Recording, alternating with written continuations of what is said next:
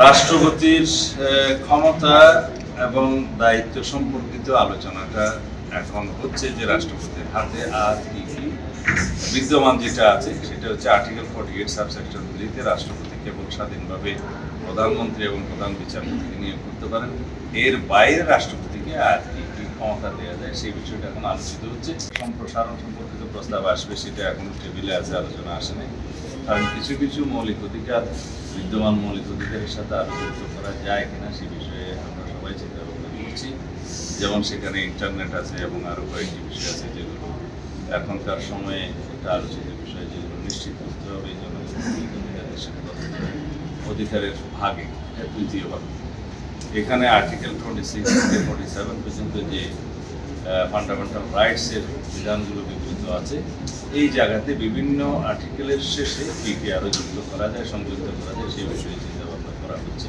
তো অবশ্যই আমাদের মনে রাখতে হবে ফান্ডামেন্টাল রাইটস এটা রাষ্ট্রকে নিশ্চিত করতে হয়।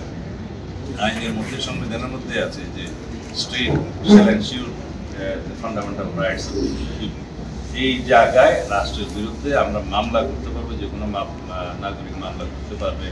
আর্টিকেল 44-এ বলা আছে যে 102-তে ফান্ডামেন্টাল রাইটস এনশিওর করার জন্য মামলা করতে পারবে।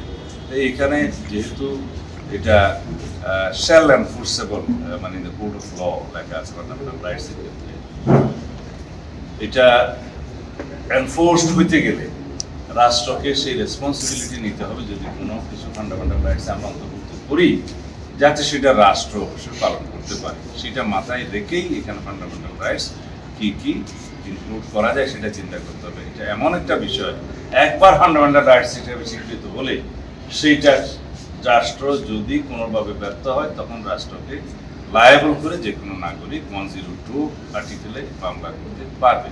সুতরাং খুব সাবধানতার সাথে পরীক্ষা নিরীক্ষা করে এখানে যেতে হবে, সেটা আমরা আলোচনা করব। আর রাষ্ট্রের মূলনীতির বিষয়ে আগে অনেকবার আলোচনা হয়েছে, সে বিষয়ে ঐক্যমত হয়নি। আমরা আমাদের পজিশনটা আগেই বলেছি যে পঞ্চম সংশোধনী গৃহীত রাষ্ট্রের মূলনীতিগুলোর সাথে আমরা ঐক্যমত্য কমিশনের প্রস্তাবিত যে একটি বাক্য সংযোজনের জন্য বলা হয়েছে সাম্য, মানবিক মর্যাদা, সামাজিক ন্যায় বিচার, গণতন্ত্র, ধর্মীয় স্বাধীনতা এবং সম্প্রীতি বজায় রাখা, সেগুলোর বিষয়ে আমরা একমত।